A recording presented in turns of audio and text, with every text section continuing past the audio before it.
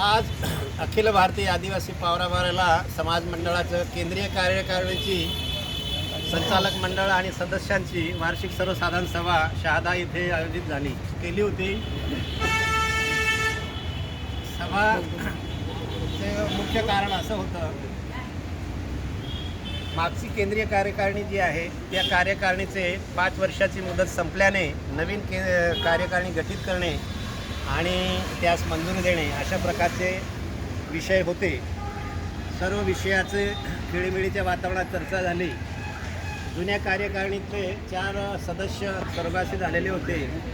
त्या 4 सदस्यांच्या जागेवर काही नवीन सदस्य घेण्यात आले आणि जे जुने कार्यकारिणीतले 21 सदस्य होते, महाराष्ट्राचे 11 आणि मध्य प्रदेशचे 11 अशी 21 लोकांची पुन्हा नवीन कार्यकारिणी गठीत करण्यात आली।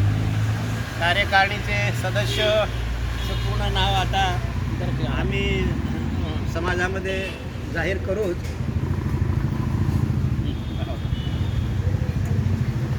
प्रश्न करता बोला। मग ह्या कार्यकारिणीतनं पदाधिकाऱ्यांची निवड करण्यात आली। त्यामध्ये अध्यक्ष म्हणून पुन्हा 5 वर्षाचा कार्यभार सांभाळावा अशी मला विनंती करण्यात आल्याने मी नामदेव कुमार सिंग पटले अध्यक्ष म्हणून राहणार आहे। त्याबरोबर आदरणीय दिवानसिंग पटेलजी हे मध्य प्रदेशमधनं आहेत, ते या कार्यकारिणीचे उपाध्यक्ष असतील। तसेच आदरणीय काशीरामदादा पवार आमदार शिरपूर हे उपाध्यक्ष असतील। त्यामध्ये महासचिव म्हणून मेहरबानजी बर्डे आहेत, कोषाध्यक्ष म्हणून श्याम वास्कले यांना जबाबदारी दिलेली आहे आणि सहसचिव म्हणून चंद्रकांत बारेला डॉक्टर हे चोपड्यातनं आहे व इतर सर्व सन्माननीय सदस्य आहेत। त्यानंतर आम्ही प्रत्येक तालुक्यातनं 2-2 सदस्य 3-3 सदस्य आहेत व काही 5 लोक आम्ही निमंत्रित म्हणून सदस्य ठेवलेले आहे। तसेच समाजाचे जे आमदार किंवा खासदार असतील त्यांना कायम निमंत्रित सदस्य म्हणून घेण्याचं आमचं आज निश्चित झालेलं आहे। तसेच पुढील 5 वर्षामध्ये किंवा येणाऱ्या काळामध्ये कशा पद्धतीचं कामं करावीत समाजामध्ये या पद्धतीची सर्व सविस्तर चर्चा झाली। सर्वांनी चर्चेत चांगला सहभाग घेतला आणि मुख्य विषय जो आमचा सिकल सेल या अनुवंशिक आजारावर फार म्हणजे उहापोह चांगला झाला, गंभीररित्या चर्चा झाली।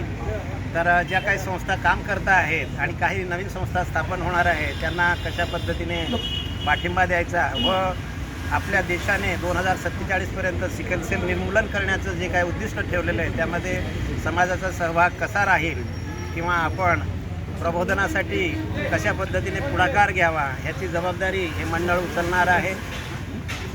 आणि इतर अनेक विषय आहे। मागे आम्ही मेळावा घेतला, महामेळावा। त्या मेळाव्यामध्ये आम्ही जवळपास 33 बिंदूवर वेगवेगळे ठराव केलेले आहेत। ते ठरावाची अंमलबजावणी काटेकोरपणे समाजात होईल, याचं पालन प्रत्येकजण करेल हे आम्ही कटाक्षाने आम्ही त्याची पाहणी करू आणि ह्याचं अंमलबजावणी करून समाज पुढे चांगल्या दिशेने वाटचाल करेल यासाठी सर्व संघटन एकजुटीने कार्यरत राहू।